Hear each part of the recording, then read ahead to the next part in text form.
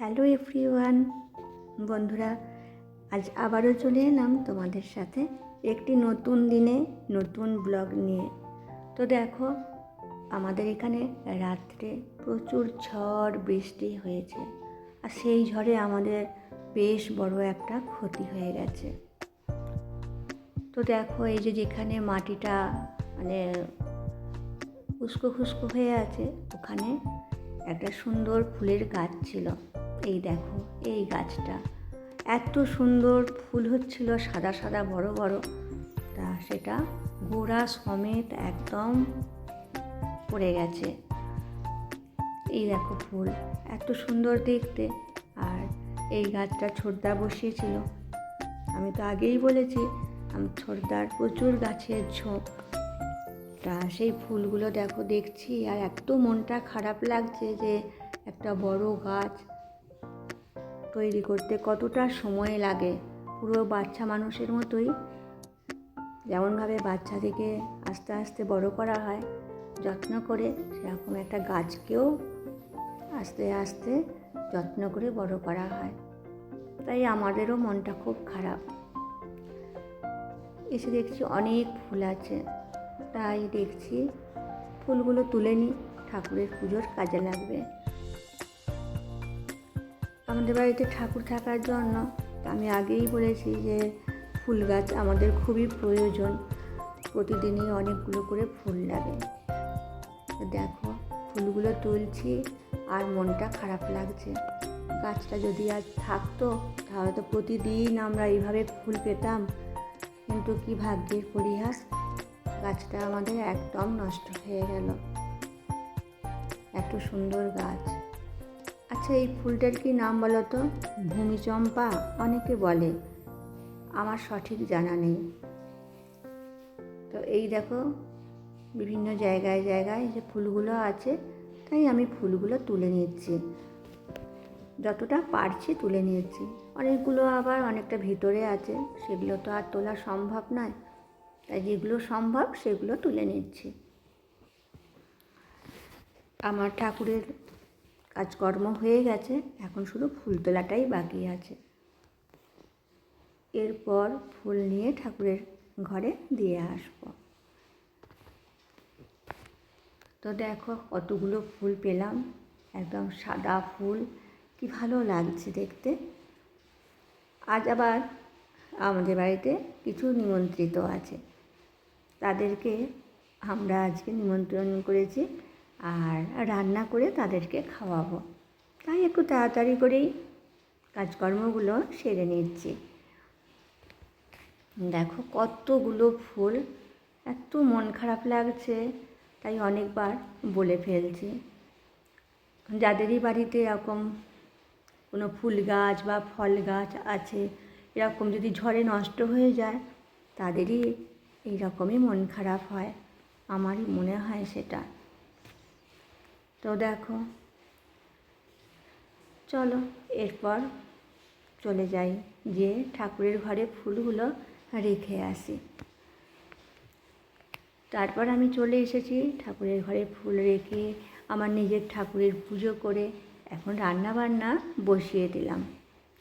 এই যে বললাম, আজকে কিছু জনকে নিমন্ত্রণ করেছি, তা সেই জন্য হচ্ছে বিউলির ডাল একদম প্রেসার কুকারে সিদ্ধ করে নিয়েছি, যাতে তাড়াতাড়ি সিদ্ধ হয়ে যায়। তা সিদ্ধও হয়ে গেছে, এখন একটু ভালো করে ফোড়ন দিয়ে একটু আদা দিয়ে সাঁতলে দিলাম। আর তারপর একটা অন্যদিকে মাংসটা বসাচ্ছি। রান্নাঘরে আছে আর একটা গ্যাস, সেখানেও রান্না হচ্ছে, আর আমি এদিকে একটা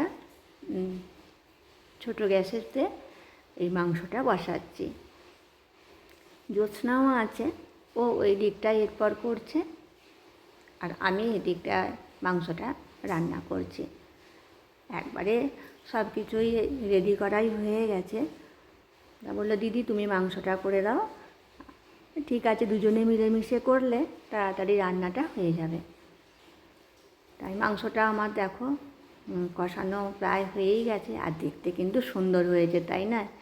তা ওনারা বলেছেন যেন মিষ্টি বেশি দিও না, অনেকে তো একটু মিষ্টি মিষ্টি পছন্দ করে, যদিও মাংসে মিষ্টি আমরাও পছন্দ করি না, তাই সেভাবেই রান্নাটা করছি।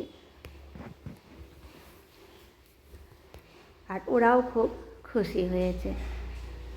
তো দেখো, বেশ সুন্দর করে মাংসটা কষিয়ে নিয়েছি, আর যত সুন্দর করে কষানো হবে ততই টেস্ট বেশি হয়, তাই না? খুব সামান্য পরিমাণে চিনি দিলাম, স্বাদটা বেশ একটু ব্যালেন্স হবে। নুন ঝাল মিষ্টি, বেশি মিষ্টি তো নয়, খুব সামান্য দিয়েছি।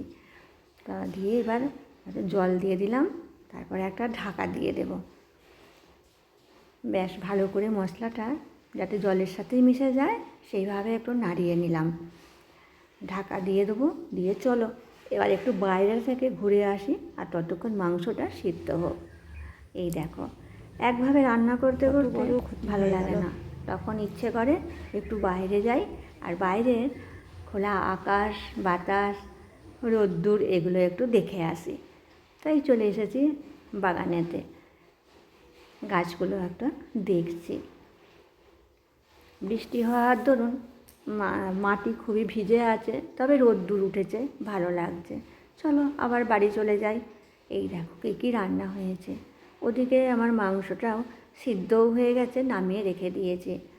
হয়েছে ঝিঙে আলুর তরকারি, এটা হয়েছে আমের চাটনি, ঝিঙে আলুর তরকারি আমের চাটনি, এটা করেছে জ্যোৎস্না। তারপর পাঁপড় ভাজা করে নেওয়া হয়েছে। পাঁপড় ভাজাটা একটা পলিথিনের মধ্যে রেখে দিয়েছি, তাহলে খাওয়ার সময় বেশ কুড়মুড়ে থাকবে, সেই জন্য। আর এই যে আমাদের অতিথি, ওরা এসেছে, আর এরা আমাদের মানে অনেক কাজকর্ম করেছে, ধানের রোদ্দুর দেয়া এই সমস্ত কাজকর্ম করেছে। তাই ওদিকে বললাম যে তোমরা আজকে আমাদের বাড়িতে খাও, আমরা রান্না করে তোমাদেরকে খাওয়াবো। ওরাও খুব খুশি আর আমরাও খুব খুশি। আর সব রকমই জোগাড় আমাদের হয়ে গেছে, দই মিষ্টি সব কিছুই নিয়েছি। তাই ওরা বলছে আমরা খেয়ে খুব তৃপ্তি পাচ্ছি, খুব ভালো লাগছে। তাই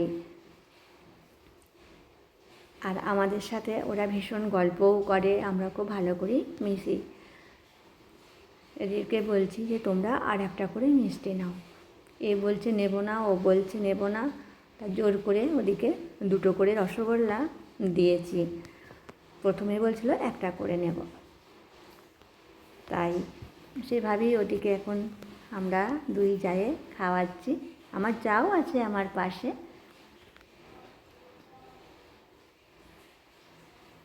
ওরা কি খুশি কি খুশি।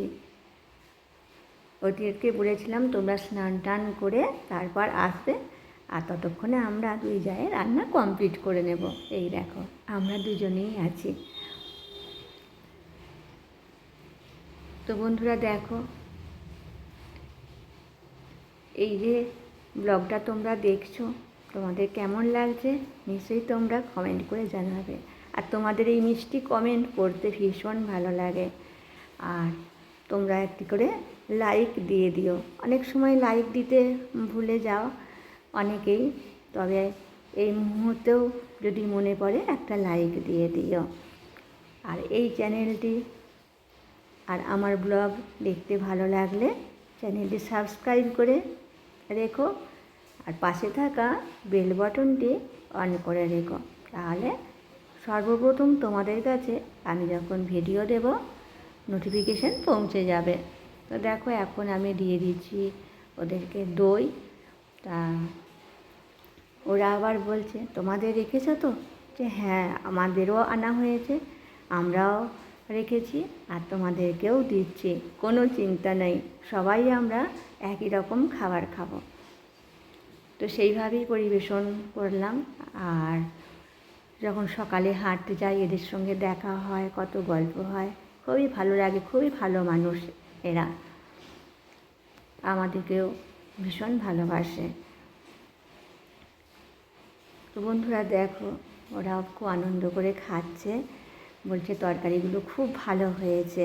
তাই ওদেরকে বলছি মন রাখা কথা বলো না, যেটা যেমন হয়েছে সেটা তেমন বলো। খারাপ হয়েছে বললেও যদি প্রকৃতই খারাপ হয় কোনো দুঃখ পাবো না। তা বলছে না গো, তোমাদের সব রান্নাগুলোই ভালো হয়েছে। তাহলে বন্ধুরা, আমি এরই মধ্যে ভিডিওটা শেষ করতে চলেছি। সকলে ভালো থেকো, সুস্থ থেকো, সাবধানে থেকো।